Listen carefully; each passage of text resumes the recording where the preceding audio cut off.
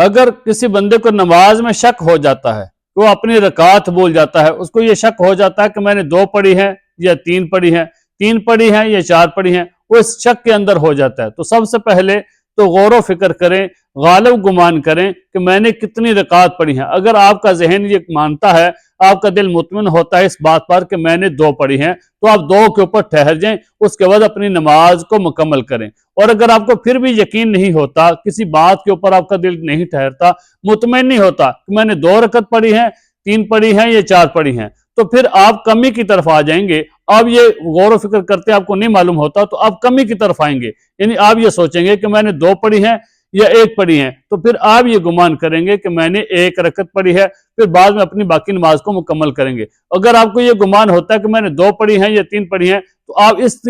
کمی کی طرف آئیں گے، آپ یہ گمان کریں گے کہ میں نے 2 پڑھی ہیں۔ اور اگر آپ کو یہ شک ہوتا ہے کہ 3 پڑھی ہیں یا 4 پڑھی ہیں، تو پھر آپ کمی کی طرف آئیں گے اور آپ یہ سوچیں گے کہ میں نے 3 رکعت پڑھی ہیں، پھر اس کے بعد اپنی نماز کو مکمل کر کے آخر میں آپ سجدہ سہو کریں گے تو آپ کی نماز مکمل ہو جائے گی۔